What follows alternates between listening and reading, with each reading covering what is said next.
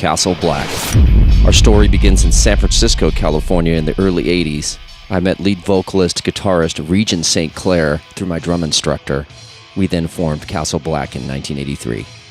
There was an ample glam, hard rock music scene in San Francisco which gave rise to a host of very good bands such as Head On, Roadrunner, Jet Boy, and Vane. We somehow scraped up some money and very quickly went into pre-production for our first demo, Ready, Willing, and Able, which was ultimately laying the foundation for our first full-length LP, Babes in Toyland.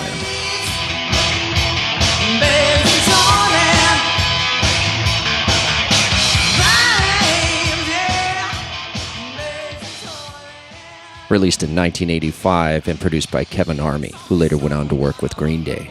So Castle Black was recording the initial rhythm beds for Babes in Toyland down at Dangerous Rhythm Recording Studios in Oakland, which incidentally was run by Matt Wallace, who went on to produce Faith No More, Maroon 5, and a ton of other bands. And our engineer was the great Kevin Army, who later went on to engineer Green Day. Learned so much from him. He came into the studio one day when we just laid down a track, and he's like, "Oh, it was pretty good. It's okay." Obviously, we were very disappointed with his response, so I was like, "What could have been better, Kevin?" So he said, "Oh, it was good. You should be proud of that. It just could use a little more energy. So why don't you go over there, grab all those empty 2-liter plastic bottles, and beat each other up."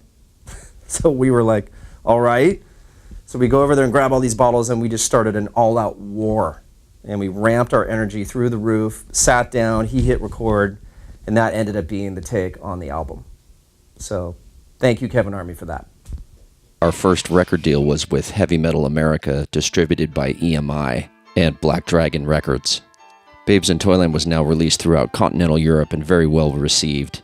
It debuted at number 1 on the UK Indie Metal chart and was on the CMJ's Music Report, which is the college music bible, as the killer pick.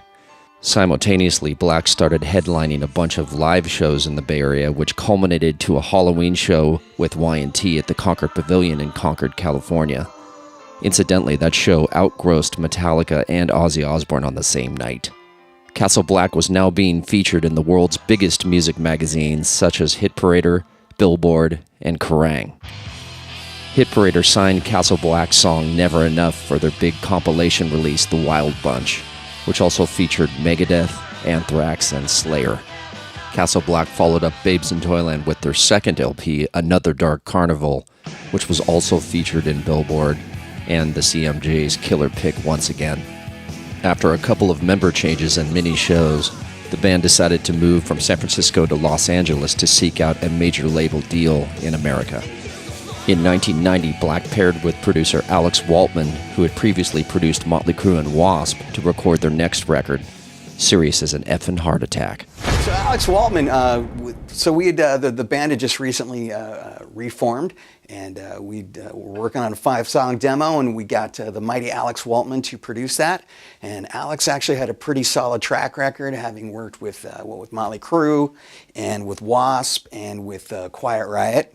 And so we got together and actually recorded in some dude's house up in the Hollywood Hills, right near Coconut Teaser and Chateau Marmont. And fun experience. There was the guy who owned the house actually got upset one day and came down and go, "Alex, that is the loudest fucking band I've ever heard." Good times. Next up for Castle Black was to put out their own self-produced album entitled No Bed of Roses, which featured the song Sleep with the Angels that got accepted for the Sharknado soundtrack. Robbie Rist, for those of you that may or may not remember, he's most famous for having been Cousin Oliver towards the tail end of the Brady Bunch.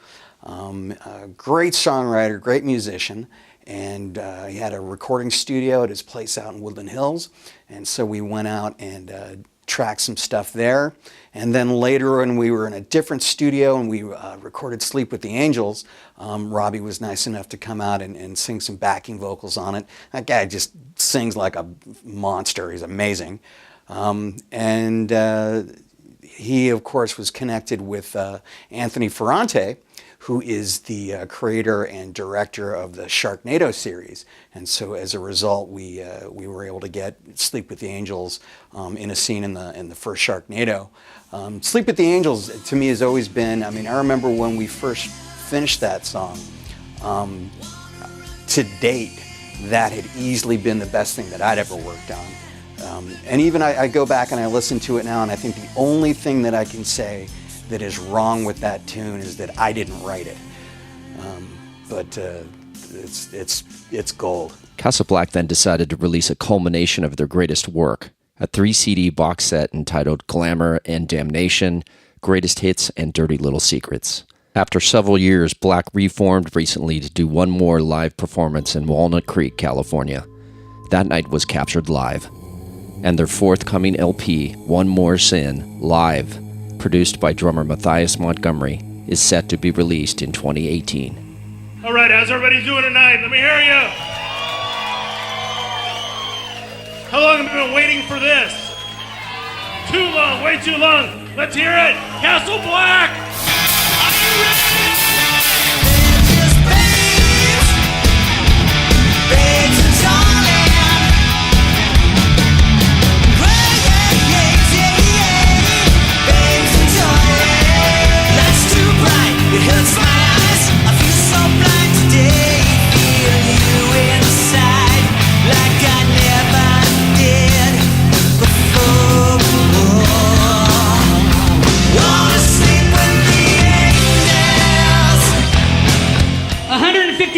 Years ago, we got a song on a Hit Parader compilation.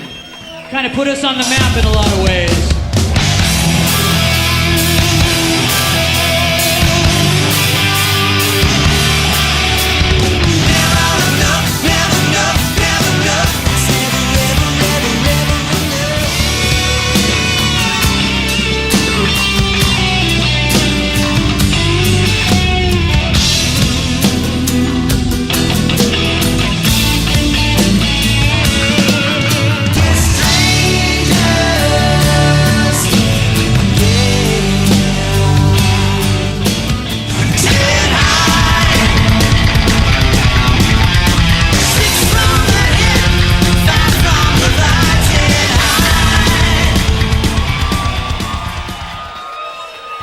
Oh, yeah!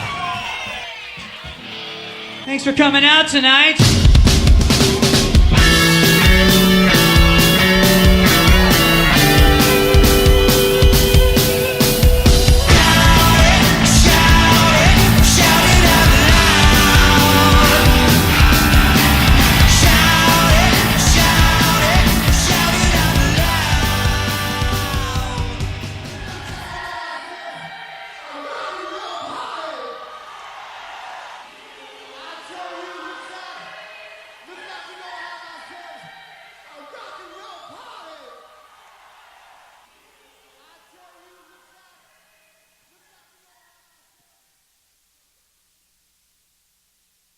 Tell me about the Alex Waltman sessions and who he is. Back in 1990, I was a lot younger, and I was playing a rock and roll band.